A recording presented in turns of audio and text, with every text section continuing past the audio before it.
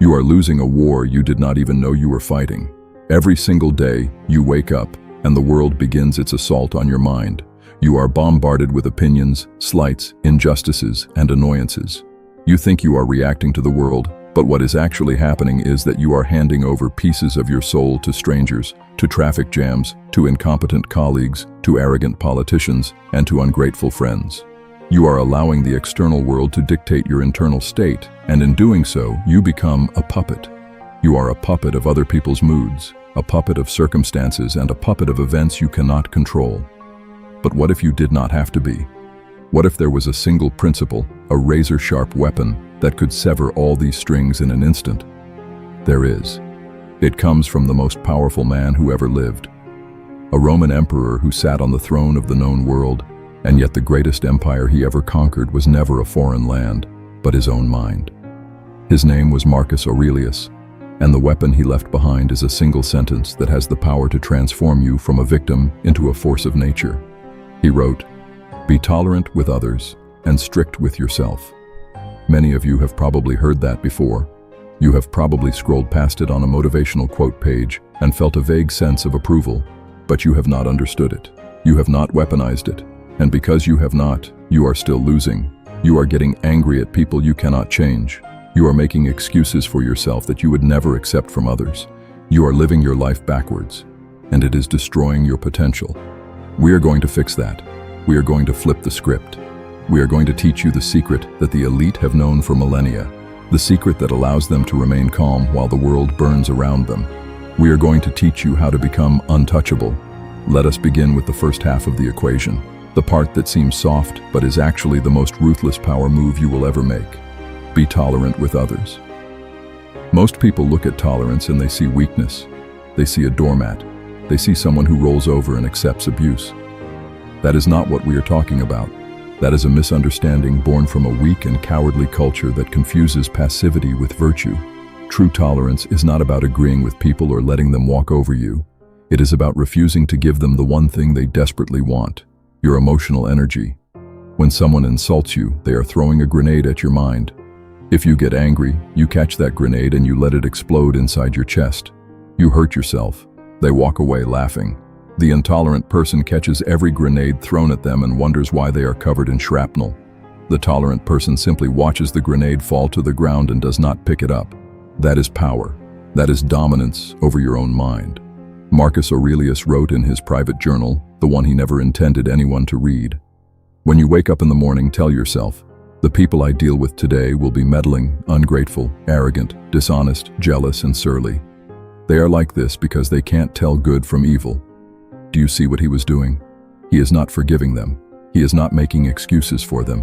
He is simply recognizing a fact of nature. A lion eats meat. Water is wet. People are flawed. Getting angry at someone for being flawed is like getting angry at a river for flowing downhill. It is a category error. It is the height of irrationality. And yet you do it every single day. You sit in traffic and you scream at the other drivers. This is the same thing as screaming at the river. You go to work and you see that your boss is incompetence. This is also the same as seething at the rain. You scroll through social media and you feel rage at strangers' opinions. That is raging at the wind. None of this is logical. None of this serves you. All of it is a waste of the most precious resource you possess, your attention. Here is the secret knowledge that changes everything. Tolerance is not about the other person. It never was. It is about you. It is about protecting your inner citadel. It is about keeping your mind pure and undamaged by the chaos of the external world. The Stoics understood that the only thing you truly own is your power of judgment, your thoughts, your choices, and your responses. Everything else is on loan from the universe, and it can be taken away at any moment. Your health can go. Your wealth can go. Your reputation can go. Your loved ones can go. But your ability to choose how you respond to any of these events is yours, and it is yours alone. No one can take that away from you unless you give it to them. And every time you get angry at someone else, you are giving away that power. You are handing them the keys to your mind and saying, "Here, you drive, you make me angry, you decide how I feel today." That is not strength. That is cowardice. That is the path of a slave. The truly powerful person, the person who commands the respect of the world, is the one who can look at an insult, look at an injustice, look at a betrayal, and simply say, "That is their business, not mine." That is the mantra. That is the shield. Repeat it until it becomes your reflex. If someone cuts you off in traffic, that is their driving, not yours. Your business is to respond with safety and calm. If someone gossips about you behind your back, that is their speech, not yours. Your business is to act with virtue and integrity. If someone lets you down, breaks a promise, fails to meet your expectations, that is their failure, not yours. Your business is to manage your own expectations and your own response. That is not being passive. That is not being weak. This is the ultimate form of control. This is drawing a line around yourself and declaring that no one crosses it without your permission. That is becoming a fortress. And fortresses do not worry about the rain. But here is where most people fail. Here is the part they refuse to hear because it hurts. They are happy to be tolerant with others, or at least they pretend to be, because it allows them to feel morally superior. But they refuse to be strict with themselves. This is the fatal flaw. This is the Achilles heel of the modern self-help crowd. They want to be peaceful and zen, but they also want to eat junk food, procrastinate, waste hours on their phones and make excuses for their own mediocrity. They want the prize without the training. Marcus demands the opposite. He said, "Be strict with yourself." This is the sword. This is the blade you use to carve your own soul into a shape worthy of respect. Most people have this completely backwards. They are incredibly strict with others. They demand perfection from their partners, their children, their employees, or their friends. But when it comes to themselves, they give a million excuses. "I just had a bad day. It is not my fault. The circumstances were against me. I am only human." They are only human when it comes to their own failures, but they demand superhuman perfection from everyone else. This is hypocrisy of the highest order, and it is the fastest way to destroy your life and your relationships. Marcus flips the scale entirely. He says, you should be incredibly slow to judge others and incredibly quick to judge yourself. Why? Because you are the only person you are responsible for. If a stranger acts foolishly, that is a tragedy, but it is not your tragedy. If you act foolishly, that is a catastrophe. Because you have the power, the duty, and the knowledge to do better. You have no excuse. You know better, and yet you still choose the easy path. You still choose comfort over discipline. You still choose distraction over focus. You still choose ego over growth. That is why you are stuck. Consider the context of Marcus's life. This man was the emperor of Rome. He had absolute power.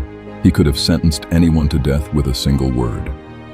He could have indulged every appetite, satisfied every desire, and crushed every enemy. But he did not. Instead, he woke up early, studied philosophy, and wrote reminders to himself about how to behave better. He chided himself for being lazy. He criticized himself for feeling tired. He held himself to a standard of moral perfection that he did not demand of anyone else. Why? Because he knew that the only person whose soul he could truly save was his own. He wrote a book that was not meant to lecture the world, but to lecture himself. It is the ultimate journal of self-accountability. And this is the secret that you have been missing. The powerful do not waste their energy trying to change other people. That is a fool's errand. They know that the only change that matters is the change they can make in themselves. They are strict with their own habits, their own judgments, and their own impulses. They are ruthless with their own weaknesses. They do not make excuses. They do not blame the economy, their upbringing, their boss, or their partner. They take full ownership of their inner state. And taking ownership is the most liberating thing a human being can do. It is terrifying at first because it means you have no one else to blame. But once you accept that burden, you also realize that no one else has power over you. You become the sole author of your life. That is freedom. That is power. That is the definition of a truly dominant human being. Now, let us get into the practical reality. How do you actually become strict with yourself? It is not about punishing yourself. It is not about self-flagellation or guilt. This is about rigorous, honest, and unflinching self-examination. You need to become your own harshest critic and your own greatest ally. The Stoics had a daily practice that you need to adopt immediately. In the morning, do the premeditation we already discussed. Prepare yourself for the chaos of the world. But in the evening, turn that same weapon inward. This is the evening review. and it is the most powerful self-improvement tool ever invented. Every night, before you go to sleep, ask yourself 3 brutal questions. Question 1. What did I do today that was a waste of my energy? Did I argue with someone about something that did not matter? Did I worry about things you could not change? Be honest. Question 2. What did I say today that was hurtful or unnecessary? Did I snap at someone? Did I lie to protect my ego? Did I gossip? Did I complain? Question 3. What could I have done better? This is the hardest question. It forces you to confront the gap between who you are and who you could be. You cannot fix a problem you refuse to look at. The evening review is the mirror.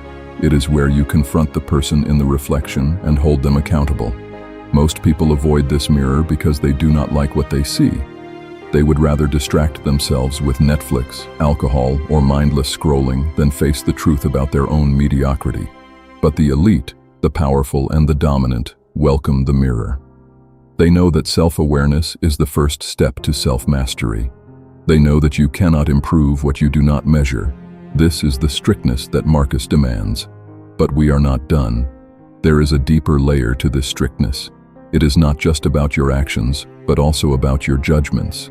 You must be ruthless with your own cognitive biases. You must question your own assumptions. You must ask yourself, why am I angry right now? Is it because someone truly wronged me? Or is it because I expected them to be something they are not? Is it because they failed? Or is it because I failed to set proper expectations? Is it because the world is unjust? Or is it because my attachment to a specific outcome was irrational? These questions are painful. They strip away your illusions. They force you to take responsibility for your own emotional reactions. And that is the point. The victim says, "Look what the world did to me." The Stoic says, "Look how I responded to the world."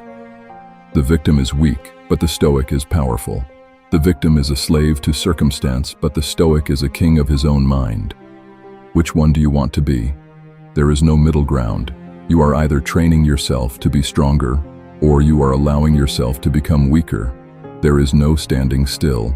Every day you either build your fortress, or you let the walls crumble. Every moment you either practice tolerance and strictness, or you practice intolerance and self-indulgence. And the results compound over time. The person who practices this discipline for 1 year becomes unrecognizable from the person they used to be. They become calm in the face of chaos. They become effective in the face of adversity. They become magnetic because other people can feel the power radiating from them. They are not controlled by their emotions. They are not manipulated by others, but simply free. Now, you might be thinking, this sounds great in theory, but doesn't being tolerant with others just make me a pushover? Doesn't being strict with myself just make me miserable? This is the classic objection, and it stems from a failure to understand the balance. Stoicism is not about passivity. It is not about accepting evil or allowing injustice to flourish. Stoicism is about removing the emotional fog so that you can act with clarity and precision. Think about a surgeon. When a surgeon performs an operation, they do not scream at the patient's body for being flawed. They do not get angry at the disease. They become tolerant of the reality of the situation. They accept the condition as it is. And then, with strict discipline, they take the necessary action to correct it. They do not waste energy on anger. They save that energy for the cut. The same applies to you. When you are tolerant with others, you are not accepting their behavior as okay. You are simply accepting it as a fact. You are freeing up your cognitive resources to deal with the situation intelligently. You can set boundaries. You can walk away. You can hold people accountable. You can take decisive action. But you do it without the poison of anger clouding your judgment. You do it from a position of power, not reactivity. And when you are strict with yourself, you are not punishing yourself. You are training yourself. You are building the discipline that allows you to achieve your goals. You are becoming the person who can handle the pressure, who can maintain their composure, who can lead others through the storm. This is not misery, this is mastery. It is the difference between being a passenger in your own life and being the driver. There is one more layer to this secret, and it is the most elite level of all. The true Stoic does not just tolerate others and judge themselves. They understand that the boundary between self and other is an illusion. Marcus Aurelius wrote, "What is not good for the hive is not good for the bee. You are a part of a larger whole. The person who angered you is not your enemy, but a fellow traveler on this chaotic journey of existence. They are lost, confused, and suffering. Their cruelty is a symptom of their own pain. When you see this, tolerance becomes natural. It becomes compassion. But it is a compassion without weakness. It is a compassion that says, I understand why you are the way you are, but I will not let your dysfunction become mine." It is the ultimate power move. Congratulations. You are rising above the pettiness. You are seeing the bigger picture. You are operating on a level that most people cannot even perceive. This is the secret knowledge that the truly successful, the truly serene, and the truly powerful have always known. The world is full of noise, conflict, and suffering. But you do not have to participate in it. You can stand above it. You can observe it with calm detachment, and then, from that position of strength, you can act with wisdom and effectiveness. So here is the challenge. Here is where we turn passive listening into active participation. For the next 7 days, I want you to practice this principle in every single interaction you have. Every time you feel anger rising, pause. Take a breath and say to yourself, that is their business, not mine. Every night, for the next 7 nights, I want you to sit down with a pen and paper and write answers to the 3 questions we discussed. What did I waste my energy on? What did I say that was hurtful? What could I have done better? Do not skip a night. Do not make excuses. The first 2 or 3 nights will be uncomfortable. You will realize how much of your energy you are currently wasting on things that do not matter. You will realize how often you act out of ego rather than reason. That discomfort is the feeling of growth. That discomfort is the feeling of your old self dying so that a new, stronger self can be born. Embrace it. After 7 days, look back at your paper. You will see a record of your transformation, and you will realize that you have not just been learning philosophy, but building a new identity. You will realize that you have been upgrading your operating system. You will see that you are becoming the person who can handle anything. Marcus Aurelius wrote, "Waste no more time arguing what a good man should be one." That is the ultimate challenge. It is not about knowing, but about doing. It is not about talking, but about being. You can watch 1,000 videos on Stoicism and still remain a victim if you do not practice it. The knowledge is worthless without the action. The philosophy is dead without the discipline. So I am challenging you right now. Stop waiting for the perfect moment. Stop waiting for the world to get easier. The world will always be messy, chaotic, and full of flawed people. The only variable you can change is yourself. So be tolerant with those who fail you. Their failures are their own. And be strict with yourself. Your failures are your responsibility. This is the path to power. This is the path to peace. This is the path to becoming the ruler of your own mind. The obstacle becomes the way. The insult becomes a test. The frustration becomes a teacher. Everything that happens to you is raw material for your growth. The only question is whether you have the courage to use it. I hope you do. Thank you for listening. I will see you in the next one.